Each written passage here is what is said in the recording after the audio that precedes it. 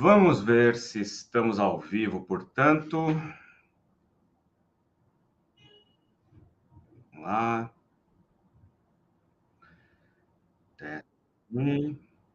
Sim, estamos. Estamos muito ao vivo. Boa tarde, meus caros e minhas caras. Sejam muito bem-vindos e bem-vindas a mais uma live do Doni Correia, uma teia de ideias. Este canal conduzido por mim, seu anfitrião, Doni Correia, mestre e doutor em Estética e História da Arte, membro da Associação Brasileira dos Críticos de Cinema, a Abracine, e da Associação Brasileira dos Críticos de Arte, a ABCA, e também professor.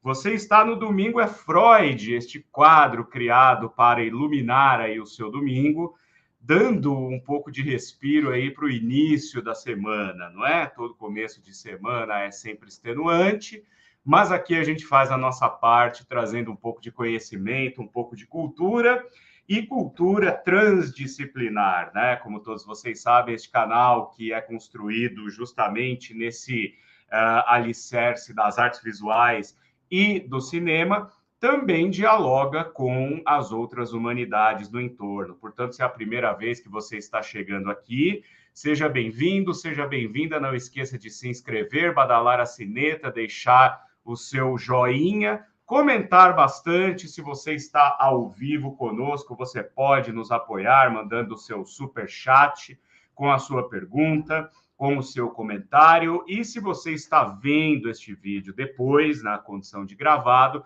você pode deixar o seu valeu demais e pode apoiar o nosso canal pela chave Pix, que está aqui embaixo na descrição do vídeo. Assim a gente vai melhorando cada vez mais a qualidade desse canal e vai trazendo mais teiudos e teiudas para esta urdidura desta teia de várias ideias. Quero agradecer também à TV 247 pela retransmissão deste Domingo é Freud. Se você está assistindo a este vídeo na TV 247, que vai ao ar aos domingos à 1h da tarde, na condição de gravado, não se esqueça de vir ao meu canal para se inscrever e assistir a um episódio inédito, sempre às 16 horas, aqui no Domingo é Freud. E eu já quero, obviamente, dar boa tarde às pessoas que estão chegando. Minha querida mãezinha, Zuleika Manprim, boa tarde a todos, né? Ela é sempre a primeira a chegar e a última a ir embora. Nós temos aqui a Ana Abraão também, boa tarde. Falar de poesia é sempre muito importante, com certeza, e hoje vamos falar de uma poesia de vanguarda muito interessante. Aí, ó, Lilian Calovati falando boa tarde de Salvador. Muito obrigado a Lilian, que também está sempre com a gente. Marina Rodrigues mandando um aplauso aqui, muito obrigado pela sua presença. E a Luana Lima dizendo boa tarde, muito bom concretismo. Tema pouco abordado na literatura, inclusive, é verdade. Temos aí que dar a devida importância aos poetas concretos, não é? E a Aline Bittencourt também dizendo boa tarde, de frio nesse domingo para todos. Muito obrigado pela presença de vocês e podem ir aí deixando seus comentários. Hoje, como anunciado, nós vamos conversar um pouco aqui sobre poesia concreta, sobre arte concreta de uma forma mais geral e a poesia concreta de uma maneira mais atenta, mais detida, não é? É óbvio que o concretismo, né, tanto na arte quanto na poesia, é um tema amplo. Então, o que eu fiz aqui hoje foi um pequeno resumo para trazer um pouco dessa discussão da vanguarda literária, principalmente no Brasil, aí no pós-Segunda Guerra Mundial. Na semana passada, eu havia trazido para vocês alguns elementos que nos ajudam a compreender um pouco uma obra de arte, quando nós a enxergamos, quando nós a olhamos. Algumas chaves interpretativas que podem nos ajudar a compreender a mente do artista e também o tempo em que ele se insere. A poesia concreta, então, me veio essa ideia de trazer a poesia concreta hoje, porque a gente vai falar um pouco aqui, inclusive, sobre questões linguísticas, né? E a gente sabe que dentro da psicanálise, da psicologia, nós temos um ramo chamado psicolinguística, ou sociolinguística também.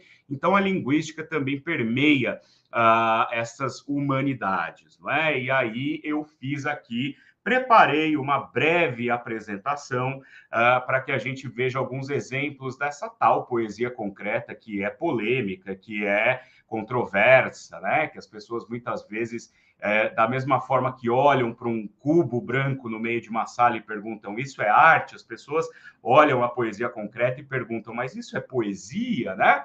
E a gente vai, então, compreender como se dá a poesia concreta no contexto da literatura. E é importante dizer que a poesia concreta é um movimento literário brasileiro.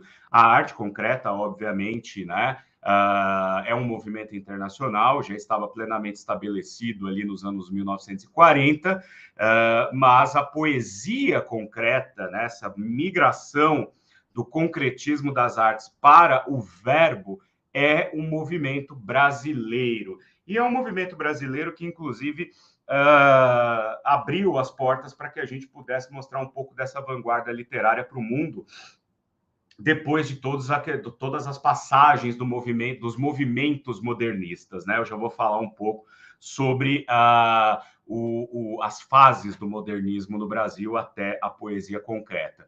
E estou deixando aqui embaixo um link para que vocês assistam a um documentário chamado Poetas de Campos e Espaços, dirigido pela minha querida Cristina Fonseca, que eu ainda quero trazê-la aqui para bater um papo sobre isso, mas ela fez, no começo dos anos 90, um documentário chamado Poetas de Campos e Espaços para a TV Cultura, e lá, aqui embaixo, na descrição do vídeo, vocês vão encontrar o link para assistir a esse vídeo que está disponível aqui no YouTube. Muito bem, vamos lá. Temos mais gente chegando aqui, ó. Nós temos a Denise, que está dando boa tarde a todos, e temos a Patrícia Rita também, boa tarde a todos. Que delícia poder navegar no concretismo, psicanálise, psicanálise. Doni, muito obrigado, né? Vamos aí fazer o possível para trazer bastante conteúdo. A Lilian está dizendo que Caetano Veloso sofreu grande influência da poesia concreta. Muito, vou falar daqui a pouco. Infelizmente, eu não vou poder mostrar coisas do Caetano aqui, porque senão o YouTube derruba. Mas depois eu deixo os links aí embaixo, ou facilmente vocês encontram essas incursões de Caetano Veloso na poesia concreta, não é? E temos C.H. Ferreira aqui, ó, concreta, abstrata, matemática, sistemática. É uma poesia da exatidão, mas ao mesmo tempo traz por trás de si dessa aparente frieza do verbo, muito conteúdo interessante para a gente explorar. Vamos dar uma olhada sem mais delongas aqui, então,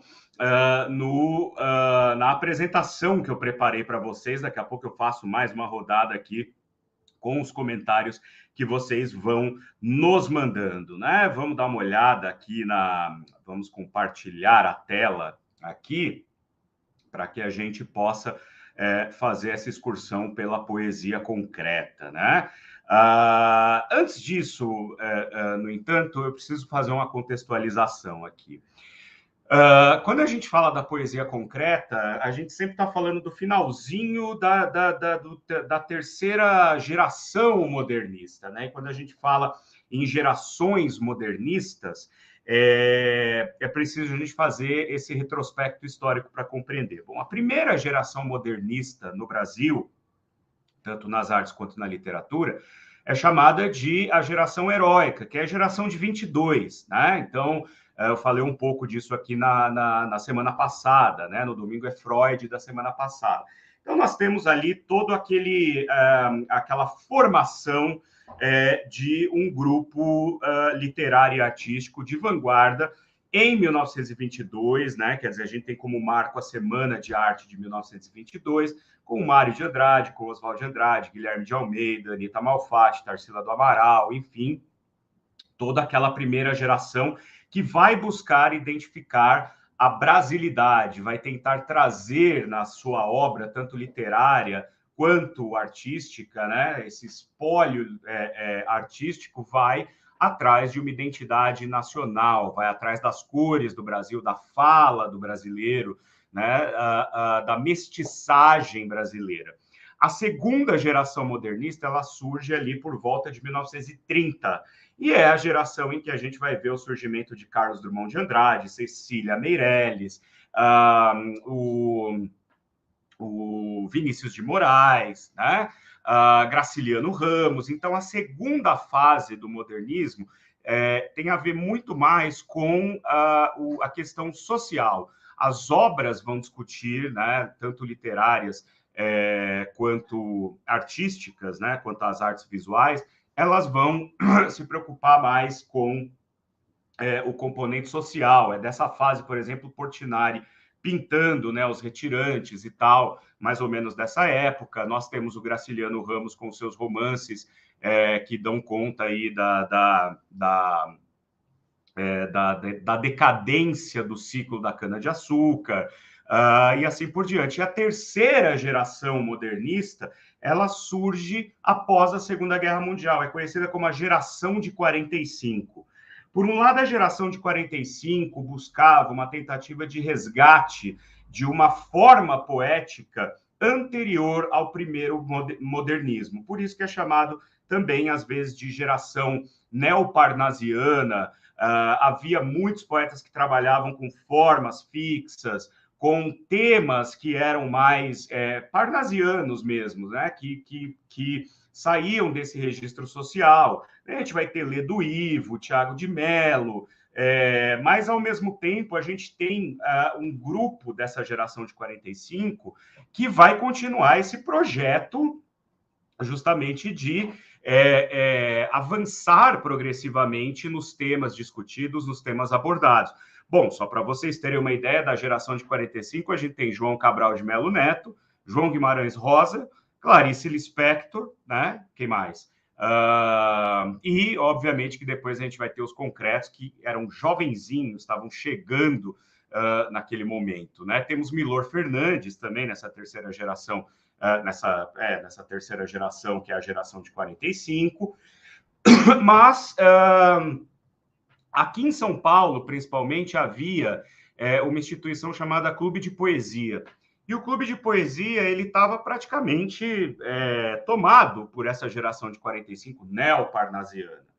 Nesse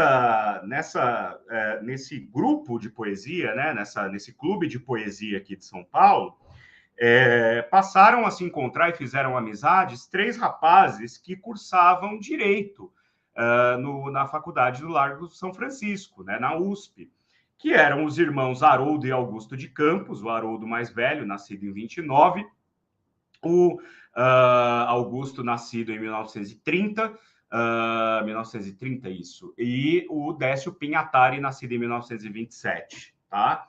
Eu vou falar um pouco mais deles daqui a pouco. O Augusto está aí vivo, firme e forte, produzindo, né? O Haroldo faleceu em 2003, o Décio faleceu em 2012, salvo engano, 2013. E o Augusto continua produzindo e continua firme a sua proposta estética e poética, que é a poesia visual, que é a poesia concreta. Mas eu vou falar um pouquinho mais sobre isso daqui a pouco, né? Quando a gente entrar de fato nos dois. Vamos dar uma olhada aqui, então, feita essa contextualização, na nossa apresentação, né? Olha lá. Eu trouxe aqui, já deve estar aparecendo daqui a pouquinho para vocês, porque já está aparecendo. Deixa eu só dar uma olhada aqui. Ok, sim. Já está aparecendo aí para vocês essa tela, né, de Luiz Sassilotto. Luiz Sassilotto, que é um dos artistas visuais mais renomados do Brasil nesse momento, né, nesse momento em que a arte concreta, lembrando, né, a arte concreta, eu falei en passant no finalzinho da semana passada, quando eu mostrei a unidade tripartida, né, do Max Bill. E o Max Bill, ele vai dizer que a arte ela tem que se distanciar cada vez mais da representação visual das coisas e passar a olhar mais para a exatidão das formas naturais e olhar mais para as questões exatas da forma, ou seja, quase que uma arte cerebral, uma arte calcada justamente nas formas artificiais, abstratas, né? E trabalhando muito com cores, né? Com a sobreposição, com contraste de cores, com contraste de formas, como é o caso de Vibrações Verticais, de 1952, de Luiz Sassilotto, ou como é o caso também aqui né, do Valdemar Cordeiro, também com uma outra obra de 1949 que trabalha justamente com essa questão das formas geométricas e das cores chapadas, né? Isso tem uma influência muito grande, a gente vai ver daqui a pouco, do neoplasticismo, que é uma corrente artística fundada, né, por dois pintores que a gente conhece muito bem, que é o Mondrian e o Theo van Doesburg, né, na Holanda. No final dos anos 10, começo dos anos 20, eles já advogavam, né, em favor destas formas, dessa abstração que, na verdade, é feita por meio de representações geométricas, né? Então, isso acaba também chegando na arte brasileira e está muito intimamente ligado com essa terceira geração modernista, né? Ocorre que, como eu falei para você, aqui tem mais uns exemplos, né? Por exemplo, Bicho, né, da Lígia Clark, que é da corrente, viria a ser depois da corrente neoconcreta no Rio de Janeiro. Bicho é uma escultura móvel, né, que ela tem dobradiças, então ela pode ser moldada de várias formas diferentes, inclusive foi motivo daquele daquele entreveiro que houve no museu em 2017, se não me engano, né? Quando um artista foi fazer uma performance baseado nessa escultura e ele ficava nu dentro da sala e uma moça entrou com a filha dela e naquela época, com a ascensão da extrema-direita, foi um prato cheio, né, para dizerem que havia ali, então, doutrinação, ideologia de gênero, o cacete A4, né, quando bastava colocar um anúncio na entrada da sala que era proibido para menores de 18 anos, né? E temos aqui também a escultura em preto e branco da Lígia Pape, né? Não confundir Lígia Clark e Lígia Pape. Ambas dessa vertente neoconcreta que depois vai ficar bastante estabelecida, principalmente no Rio de Janeiro. Agora, ora, se nós estamos vendo a abstração da forma para as artes visuais, por que não pensar nessa abstração e nessa matematização, né, da arte também espraiada para o verbo, ou seja, para a poesia, né? Vamos dar uma olhada se a transmissão está ok aqui. Muito bem. Porque nós temos, por exemplo, obras, né, da Lígia Pape, como o logo do Museu de Arte Moderna do Rio de Janeiro, que emula a letra M e a letra A, e, ao mesmo tempo, é uma forma geométrica, é um padrão geométrico, e esse branco com fundo preto também é uma alusão a essa obra de arte agora profundamente abstrata, voltada para a forma, né? E temos também aqui Rubens Gershman, que é outro artista muito interessante, sua escultura Ar. Veja que a palavra ar é escrita aqui com a junção de formas geométricas também calculadas de maneira a formar as letras A e R, né? E aí temos ar. Bom, eu falei para vocês agora há pouco dessa questão, dito isso a respeito da arte concreta, eu falei para vocês agora mesmo sobre a terceira geração modernista e do clube de poesia que havia aqui em São Paulo, mas que esses três jovens, como eu disse, né? Olha aí, né? Uma foto deles novinhos, né? O Haroldo de Campos, o Décio Pinhatá e o Augusto de Campos. Eles frequentavam o clube de poesia, mas não se viam assim representados por uma poesia que eles achavam retrógrada, reacionária. Ocorre que, nessa época, os dois irmãos Campos e o Décio, eles tinham afinidades de leituras, né, afinidades eletivas muito próximas, porque eles estavam procurando outras referências que não estavam necessariamente na literatura brasileira. Então, eles estavam lendo muita literatura francesa do século XIX, eles estavam lendo literatura moderna, norte-americana e europeia, então eles estavam lendo T.S. Eliot, eles estavam lendo Cummings, como a gente vai ver daqui a pouco, James Joyce, né? Então eles estavam procurando outros estímulos que não aqueles mesmos usados pelos mesmos artistas ali daquela geração.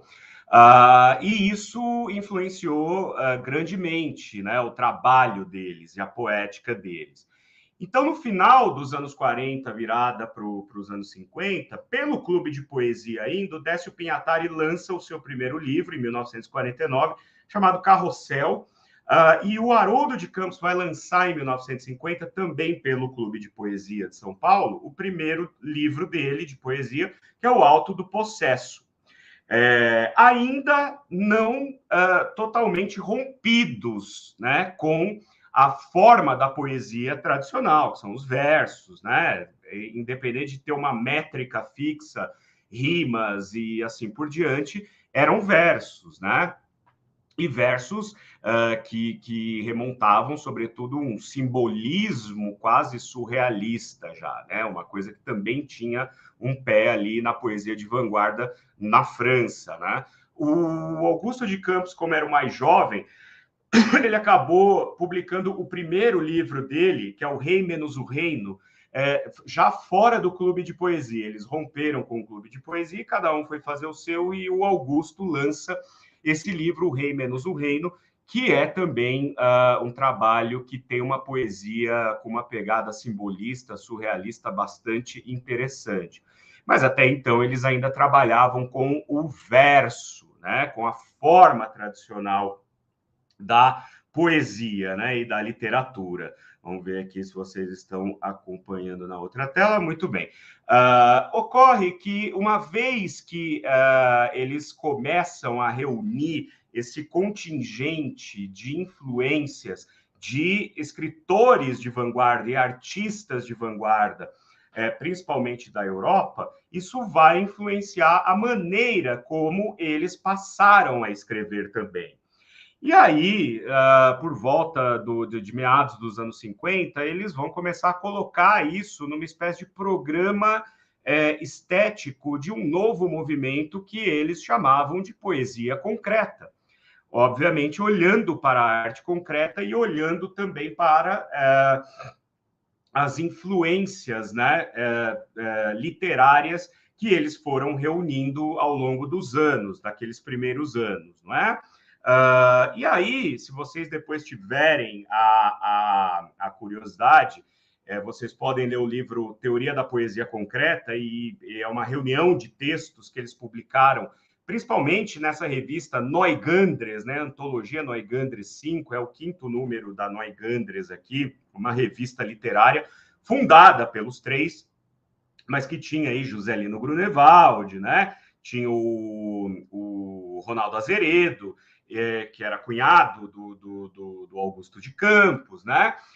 Outros poetas que foram se juntando ali a essa ideia de que era preciso haver uma renovação moderna, né? Ou pós-moderna, também na poesia. Neugandres é uma palavra que, só por curiosidade, os três tiraram de um dos cantos de Ezra Pound, né? O poeta norte-americano, grande tradutor, né, que escreveu uma obra chamada Cantos, né, foi escrevendo ao longo da sua vida aí.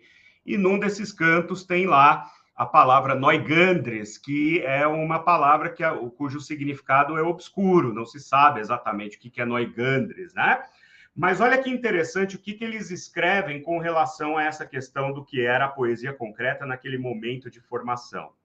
Funções, relações gráfico-fonéticas, fatores de proximidade e semelhança, e o uso substantivo do espaço como elemento de composição entretém uma dialética simultânea de olho e fôlego, ou seja, daquilo que é lido e daquilo que é visto, não é?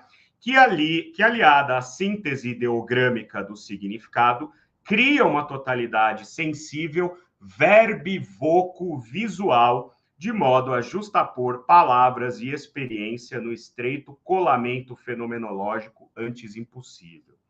O que eles estão querendo dizer aqui é o seguinte, então, ó lá, vamos por partes aqui, né? Funções, relações gráfico-fonéticas, ou seja, relacionada à escrita, à questão visual da palavra, e fonético, porque também pode ser lido, pronunciado, fatores de proximidade e semelhança. É aquela questão da linguística, né?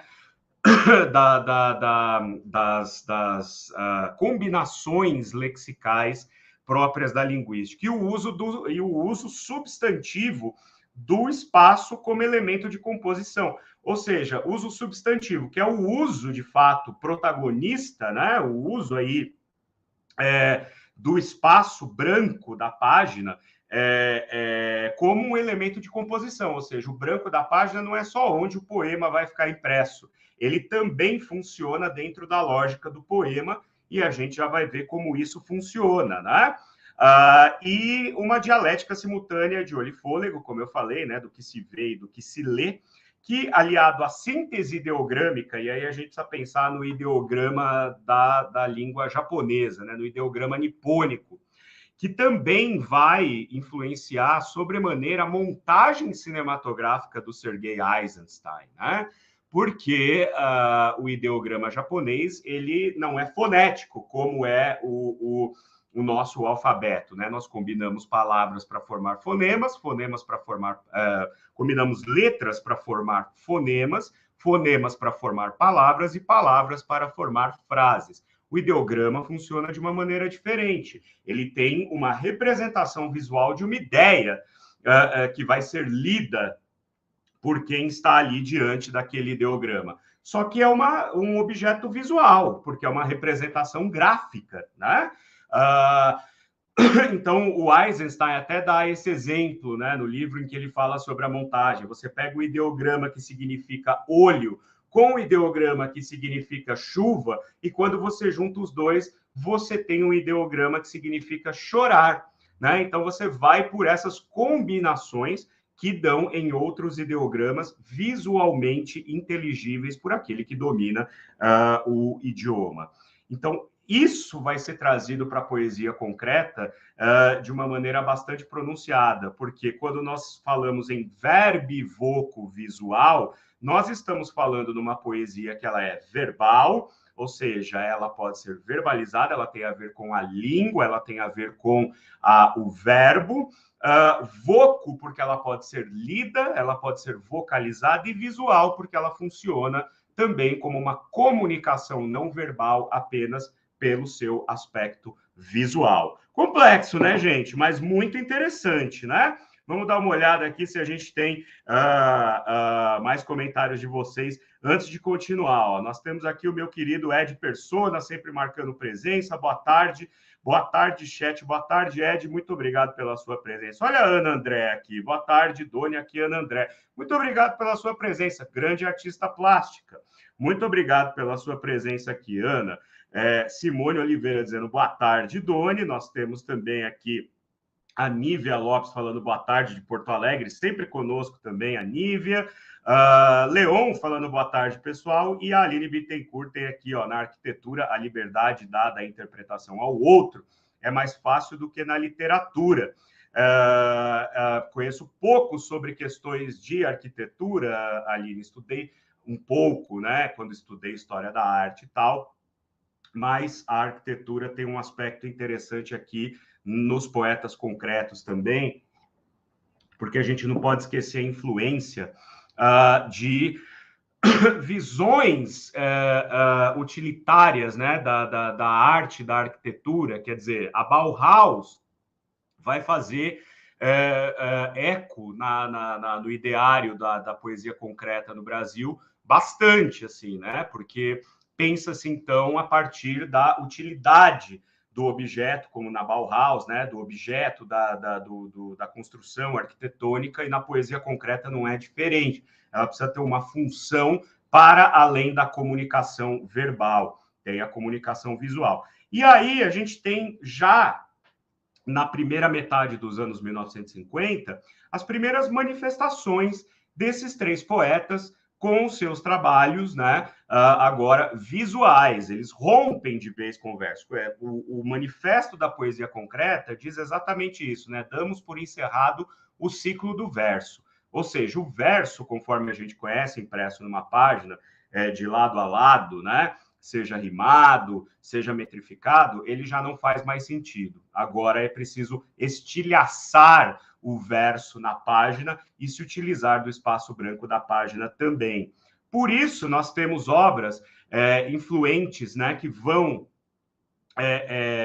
trazer essa referência para os poetas, que é preciso, os poetas concretos, né, que é preciso conhecê-los, né? Então, uma obra que influenciou o concretismo, né, a poesia concreta, por exemplo, é Um Lance de Dados, de Stéphane Mallarmé, publicado em 1897, que, como vocês podem ver, eu coloquei uma página só aqui, depois os irmãos Campos, né, junto com o Décio, traduziriam para o português Um Lance de Dados. E aqui, embora não dê para ler muito bem, porque a resolução não está muito boa, vocês vão ver que é um poema, que ele tem vários momentos e vários tipos, várias tipologias, várias tipografias, melhor dizendo, né? E cada alteração do estilo de letra e da disposição na página em branco dá uma chave de leitura para quem está ali diante daquilo. E não é só um trabalho literário, ele também pode ser um trabalho visual, porque você, então, está oferecendo combinações possíveis para esta leitura também no âmbito da imagem e não somente do verbo. O que acontece aqui é que a gente tem quase como se fosse uma partitura. Você estabelece como você quer ler cada momento em que o texto se altera, não é? Para as fontes que se alteram e para os momentos ditados ali no poema. E você pode, então, fazer uma leitura guiada, né? Quase como se fosse uma partitura mesmo, e a gente vai ver como isso chega na nossa poesia concreta, tá?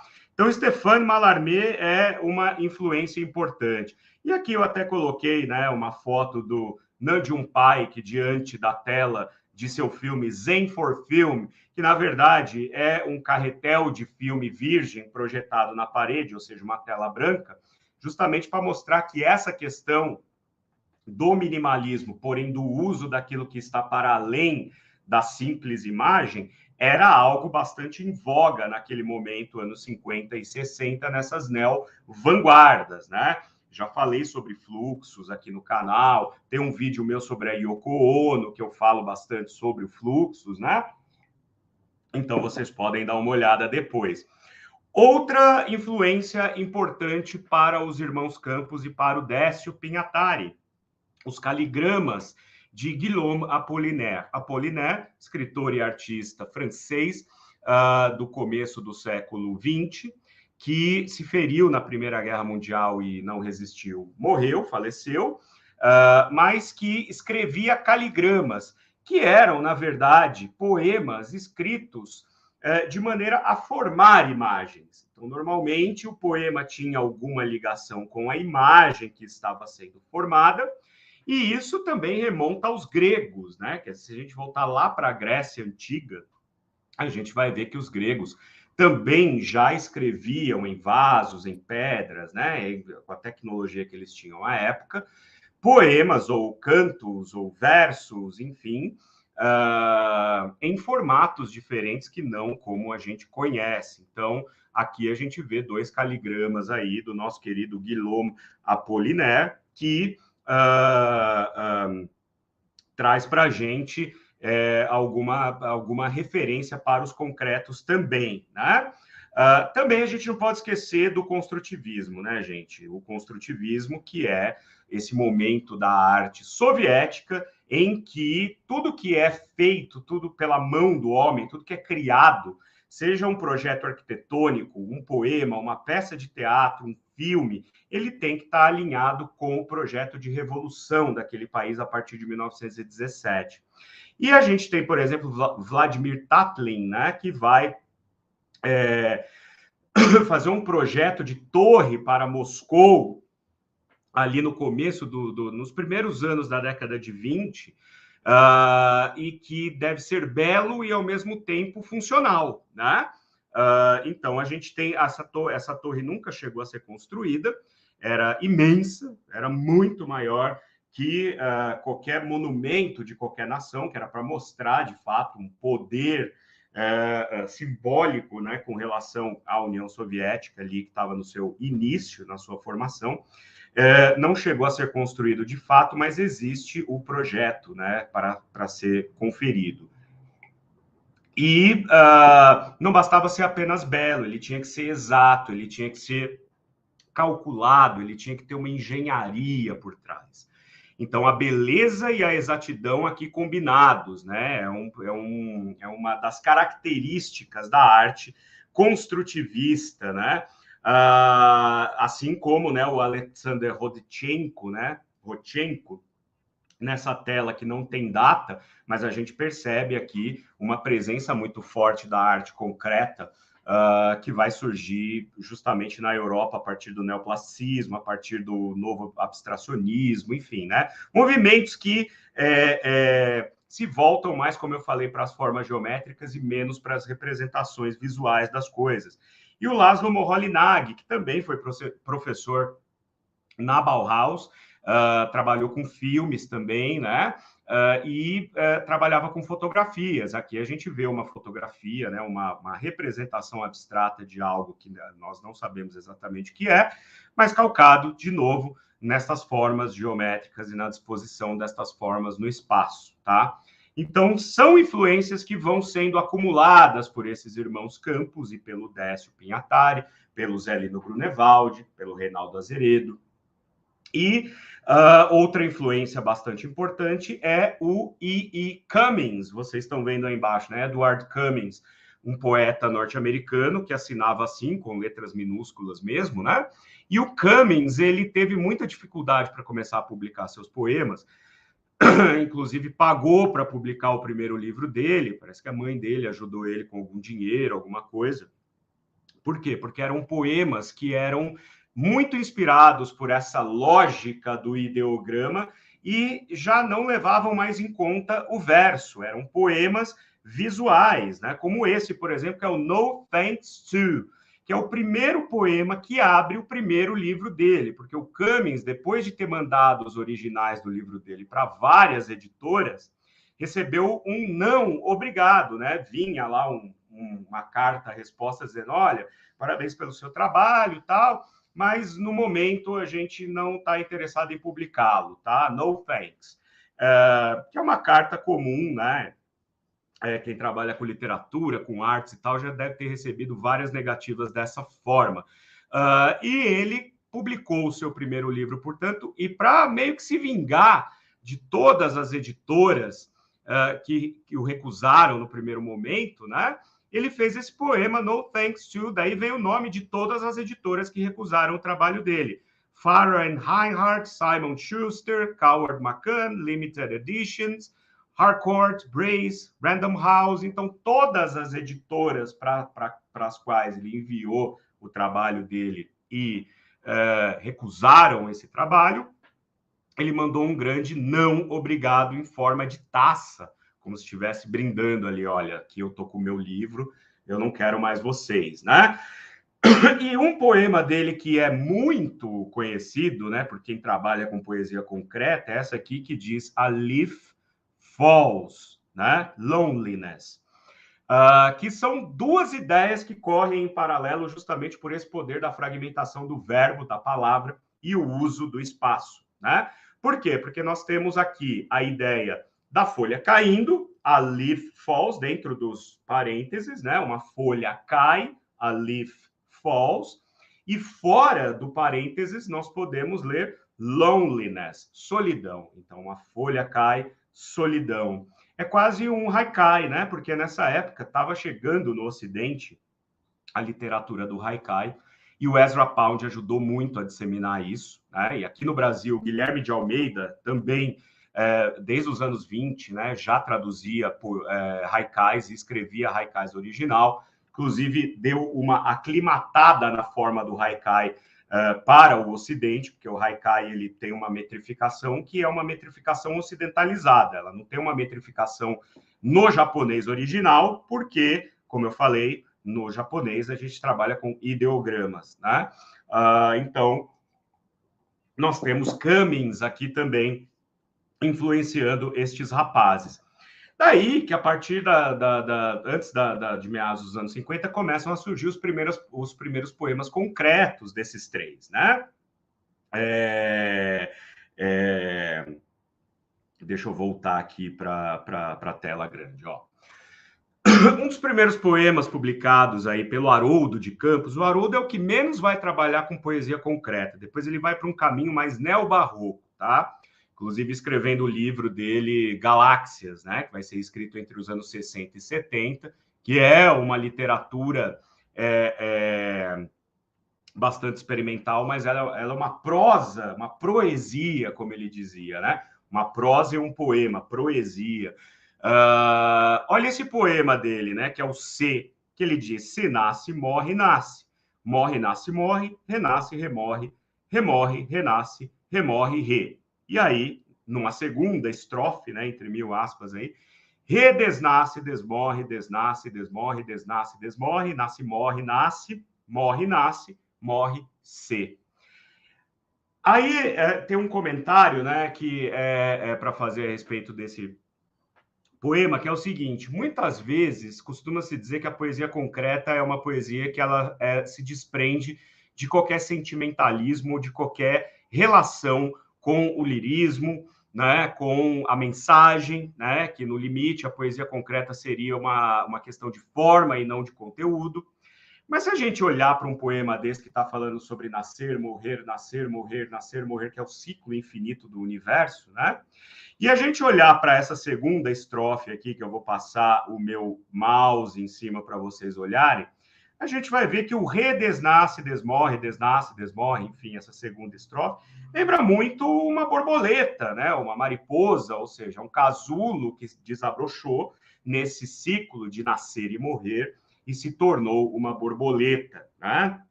E o Haroldo de Campos, como eu falei, depois ele vai para uma prosa muito mais experimental, assim, à lá James Joyce, à lá João Guimarães Rosa, né?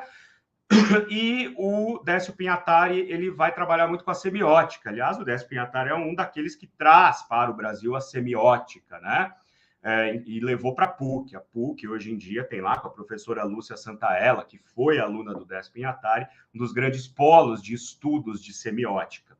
O Augusto é aquele que se manteve sempre fiel à poesia visual e à poesia concreta até hoje.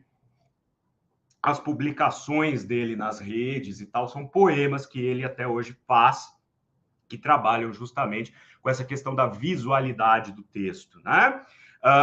E aí, temos aqui, ó, por exemplo, de Décio Pinhatari, de 1960, o poema Organismo, que é quase como se fosse um poema cinético, né? Porque ele é um storyboard quase de um zoom que vai sendo dado nesse verso. Ó, o organismo quer perdurar, o organismo quer repetir, o organismo quer o organismo quer, o organismo orgasmo, né? E vai se tornar, né? É como se nós estivéssemos com uma câmera dando um zoom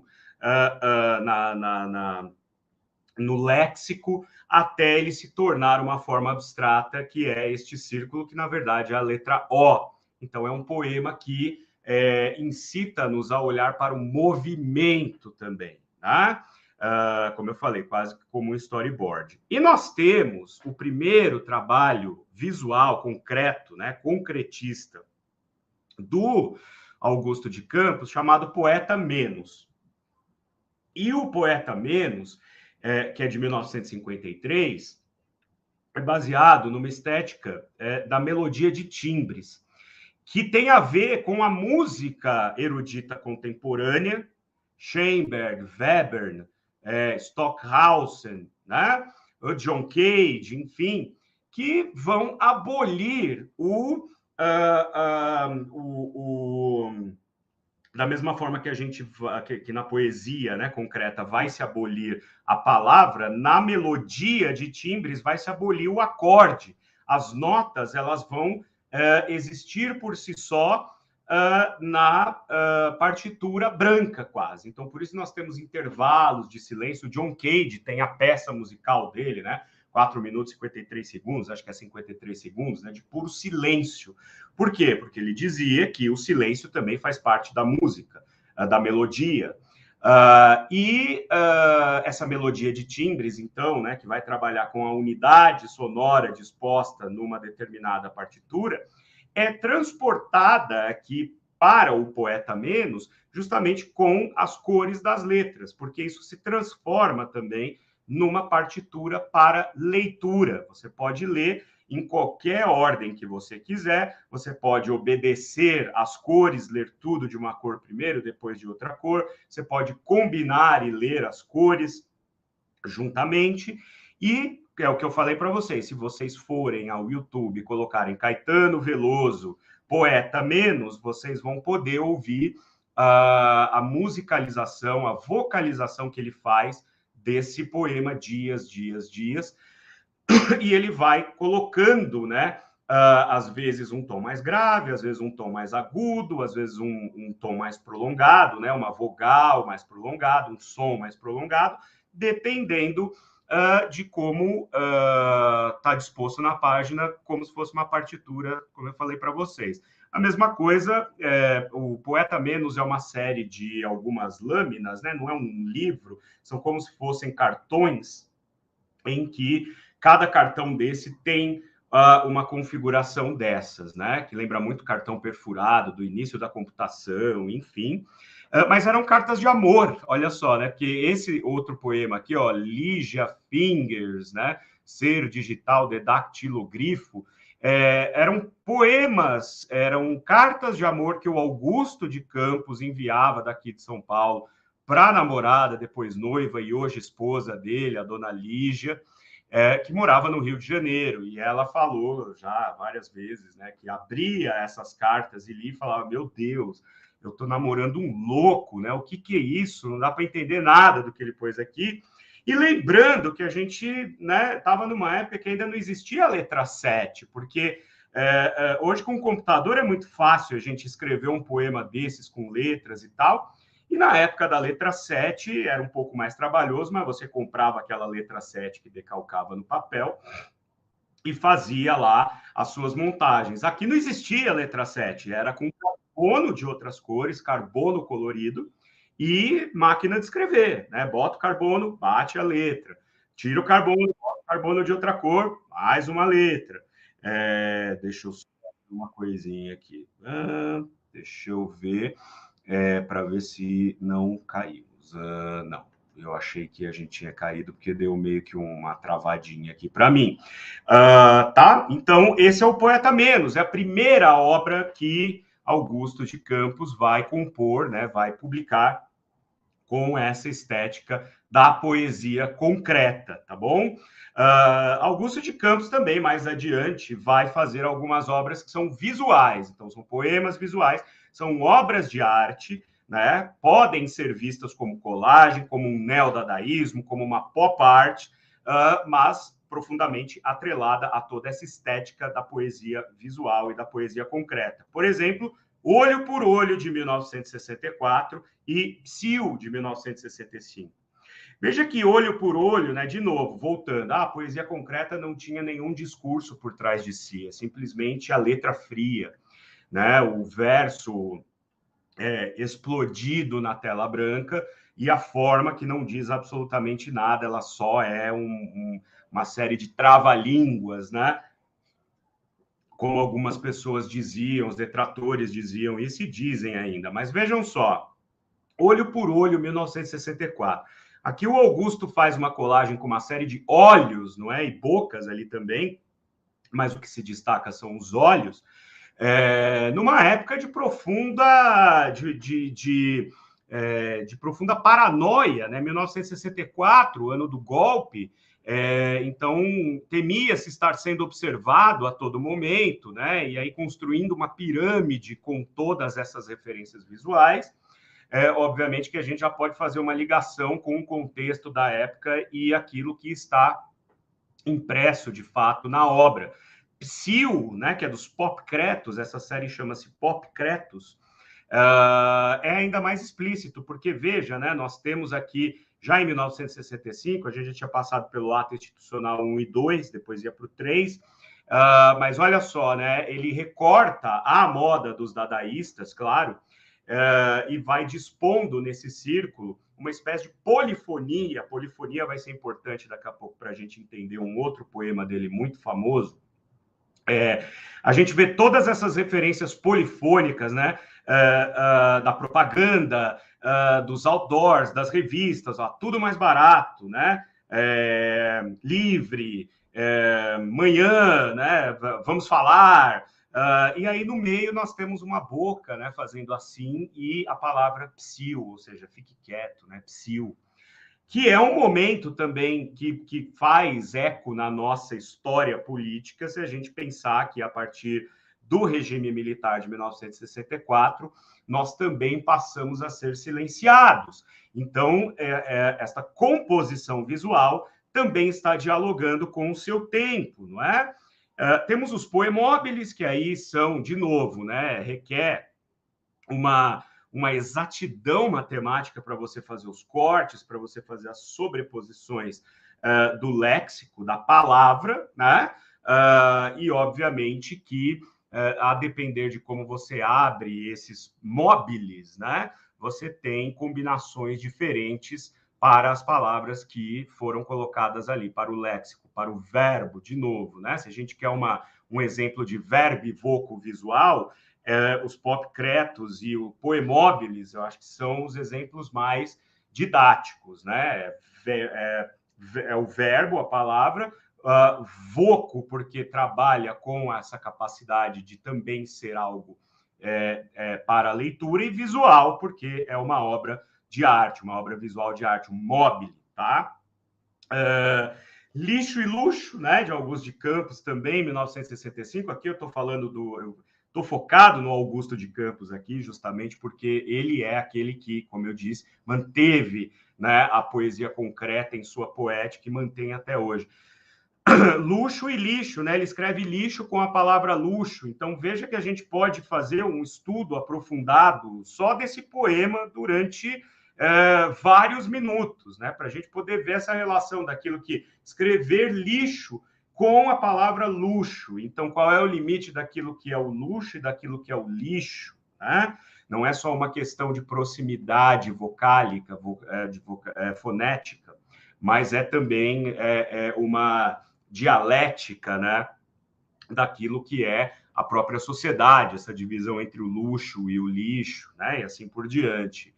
E aqui, a primeira versão, né, o primeiro estudo para um poema que ficou muito conhecido do Augusto de Campos, que é este poema aqui, ó, Viva Vaia. Em 1968, o Augusto estava no Tuca, no Teatro da PUC aqui em São Paulo, vendo uma apresentação do Caetano Veloso, que cantava É Proibido Proibir. E ele foi muito vaiado, né? Sabe-se lá porque o pessoal estava indócil. 1968 é um ano bastante complexo, já falei isso várias vezes aqui. E ele cantando É Proibido Proibir, e o pessoal vaiando, até que ele perdeu a paciência e começou a xingar o pessoal de volta, né? Falando, tá vendo? É essa juventude que quer mudar alguma coisa, vocês que acham que vão mudar alguma coisa, e saiu do palco. E o Augusto quis fazer um poema para homenageá-lo, né? Para consolar o amigo Caetano Veloso em virtude dessa reação da juventude contra um ídolo da sua geração, né? Da mesma geração. E ele fez, então, esse estudo aqui, né? Um poema grande, trabalhando com essa composição fonética, vocálica, né?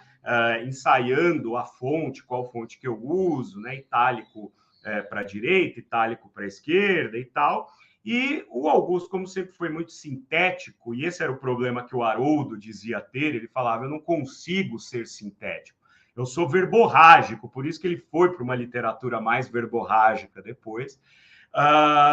O Augusto não, o Augusto era sintético, né? O Augusto era, de fato, sempre foi, é ainda, alguém que trabalha com a síntese das coisas. Por isso que ele foi sintetizando, sintetizando, sintetizando, até ter Viva Vaia, que é um poema que você pode ler de ponta cabeça, inclusive, que ele também vai dizer Viva Vaia.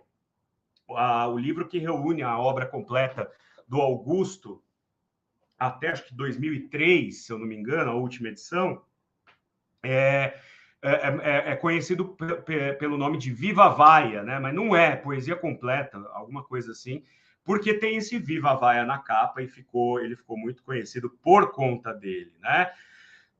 E outro poema muito famoso dele, que é o Cidade, Cite, Cité, que diz o seguinte: ó, atrucado capacauste, duplelaste, feli, fero, fugi, story, loco, alubre, mendimi, de múltiplo, organi, periodi, plasti, publi, rapa, recipro, ruste, saga, simpli, tenovale, tena, nossa, é horrível ler esse poema. Tena, velo, vero, viva, unívora, cidade, cite, cité. Aí vocês vão falar assim, mas Doni, o que é isso, né? Nem você está conseguindo ler. Isso é um poema, né? Esse poema está no livro Caixa Preta, ele é mais antigo, né? Ele é dos anos 60, mas ele foi publicado numa caixa, que na verdade não é um livro, é uma caixa, chamada Caixa Preta, com vários móveis, poemas, tem um disco também do Caetano falando Poeta Menos, tal, do Augusto de Campos, junto com o Júlio Plaça, né? Que é outro introdutor aí das teorias semióticas, né? na Universidade Brasileira. Mas o que quer dizer esse poema, né? De novo, para poder falar um pouco sobre essa polifonia da cidade, sobre esse barulho, sobre a sobreposição de coisas, sentimentos e características, e como isso é algo universal, o Augusto foi escolhendo palavras que tinham em seu final, né, ou seja, como sufixo, cidade, e em inglês city, e em francês cité. Então, atrocidade, né? Ali, né? Atrocidade, atrocity, atrocité, atrocité, né? Caducidade, caducity, caducité.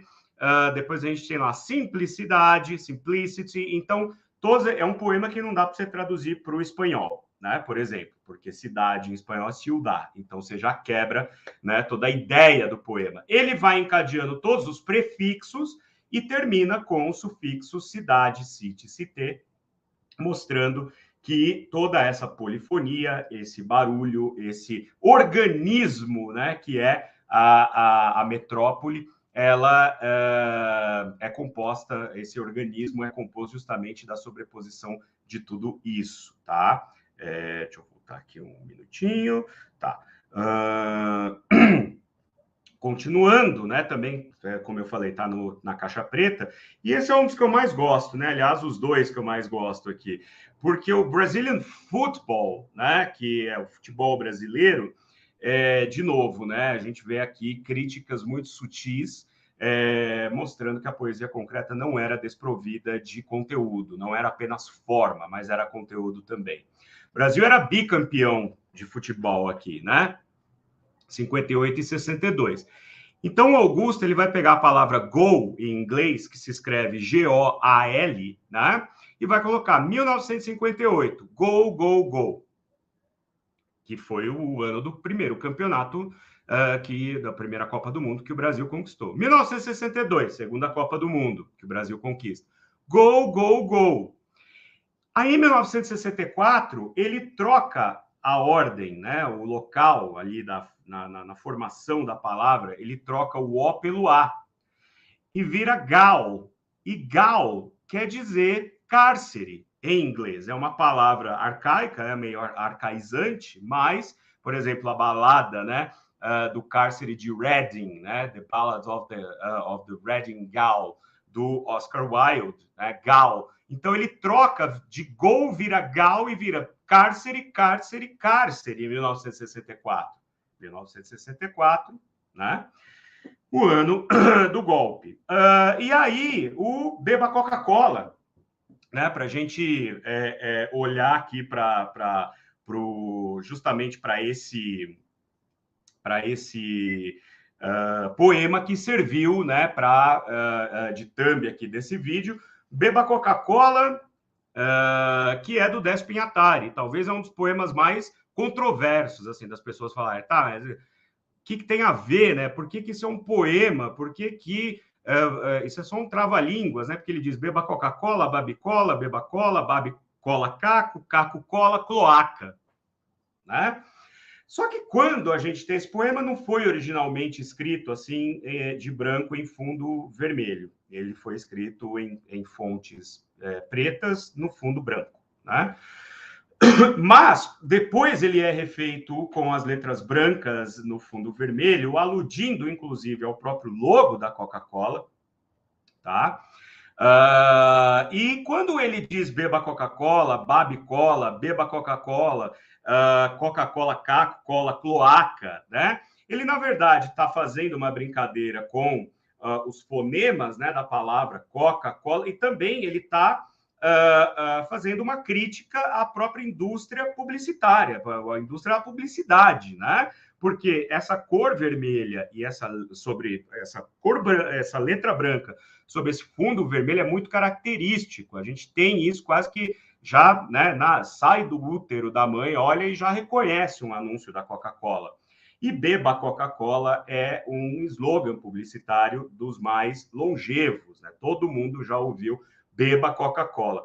Quando ele começa a brincar, a desmontar o beba Coca-Cola, que de acordo com a nossa a prosódia de beba Coca-Cola, ou seja, a forma como pronunciamos, ela tem, né, uma sinuosidade, ela tem um convite por trás, ela tem uma forma.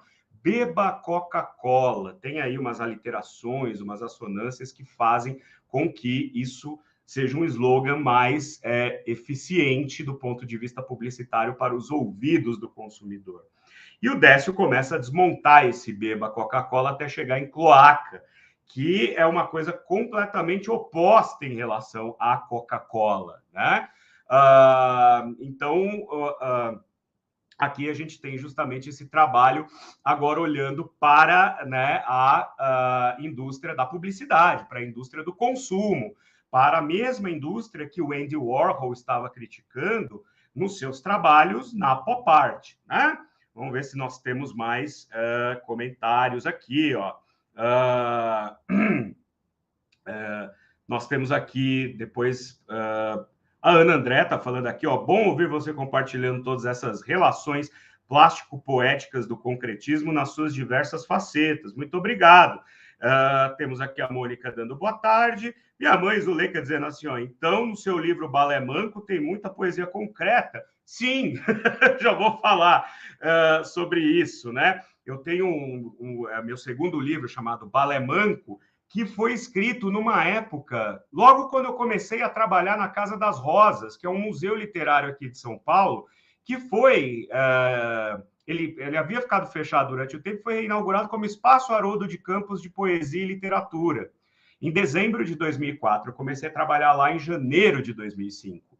Então, nesse momento que eu estava começando a querer publicar meus poemas e tomar contato com outros poetas e tal, eu fui apresentado a esse ideário da poesia concreta por meio da figura do Haroldo de Campos, que havia falecido, e a família dele doou a biblioteca dele para o Estado, né? Para a Secretaria de Estado da Cultura, que se chamava naquela época. E eu comecei a trabalhar na Casa das Rosas e comecei a tomar contato com poesia visual, poesia concreta, todas essas referências, né? Que eu falei um pouco aqui para vocês, eu comecei a descobrir ali. E isso me influenciou, com certeza. Aliás, né, balé manco é uma palavra valise, que é outra coisa importante. Palavras valises, que são junções. Quem começou a usar a palavra valise na literatura foi o Lewis Carroll, lá no Alice no País das Maravilhas, né? Juntar palavras para formar outras que às vezes não tem um significado muito bem definido, mas funciona do ponto de vista da sonoridade, né? E os concretos vão usar bastante isso, né? Nê Santana, minha querida, está aqui. Muito obrigado pela sua presença. Zuleika está dizendo, eu não entendia nada, agora estou entendendo. Muito bom, que bom, né? Cláudia Vasconcelos aqui dando boa tarde também. Deixa eu descompartilhar a tela aqui, só para a gente poder fazer essas leituras, essas considerações finais aí no finalzinho da nossa live, né? Deixa eu só parar aqui o compartilhamento. Parar tela. Pronto. Agora aqui, ó. Nós temos o Leon dizendo o seguinte, professor, a poesia do poeta Gentileza é concreta? eu o vejo como um poeta concreto contemporâneo. Não conheço, Léo, Leon, não conheço, já ouvi alguma coisa sobre o Gentileza e tal, mas eu não conheço de fato. Vou procurar e trago numa outra ocasião aqui, né? A Denise está falando, excelente, Doni, o material visual está muito interessante, muito obrigado, Denise. E o meu querido Daniel Babalim, o Baba, dizendo, salve, grande amigo Doni, estou atrasado, mas estou aqui. Muito bem, muito bem. Então, gente, com isso, né, eu quis dar, com esse panorama de hoje, eu quis justamente trazer os elementos principais que vão dar, né, início a esse movimento da poesia concreta. Claro que a gente tem outros poetas que vão, né, seguir essa modalidade da visualidade e tal. Nós temos, por exemplo, Filadelfo Menezes, né? Nós temos Pedro Xisto, o próprio Guilherme de Almeida chegou a dar uma flertada com a poesia concreta, o Manuel Bandeira também, né? Já os dois ali no final da vida deles, Guilherme e Manuel Bandeira, flertaram com a poesia concreta, porque de fato é o momento em que a literatura brasileira ela se abre para a visualidade, para as artes visuais, e isso não deixa de ser uma transdisciplinaridade dentro do campo da criação estética, não é? O Ferreira Goulart, né? Muito bem lembrado aqui, CH Ferreira falando que o Ferreira Goulart também tem o seu momento, bela maneira de encerrar este domingo, obrigado, Lília.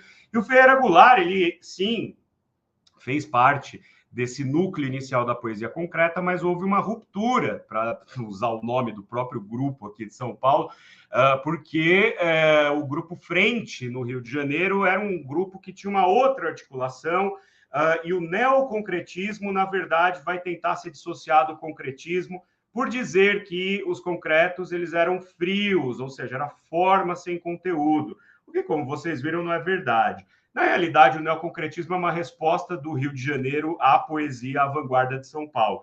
É a velha história. Isso vai acontecer no cinema, nas artes plásticas e também na literatura. Claro que eu estou reduzindo aqui, né? Não é só isso, mas cada vez mais eu me convenço de que o que está por trás dessa ruptura entre os concretos de São Paulo e os neoconcretos do Rio de Janeiro está muito no âmbito ideológico, de um lado, mas tem bastante a ver com afinidades ali, com uma maneira de se fazer presente perante um outro grupo que já estava presente. Né? Muito bem, meus caros, eu espero que vocês tenham gostado aí deste passeio pela poesia concreta de uma maneira bastante resumida. Vou novamente convidá-los, né, a compartilharem este vídeo, a me ajudarem a trazer mais teiudos e teiudas aqui para esta teia de ideias, agradecendo sempre, né, a TV 247 aí pela retransmissão do meu trabalho, convidando você que está assistindo a este vídeo na TV 247 para vir ao meu canal, Doni Correia, uma teia de ideias, e se inscrever, porque assim a gente vai domando o algoritmo e ele vai sugerindo o nosso trabalho para mais pessoas, não é? Aqui nós temos o pessoal já se despedindo também, e fica aqui o meu convite para que durante a semana vocês me acompanhem nas próximas lives ou vídeos que ainda soltaremos. Temos cinema, temos artes visuais, e vejo vocês no próximo Domingo é Freud, no próximo domingo. Muito obrigado, tenha uma excelente semana, até a próxima, tchau, tchau.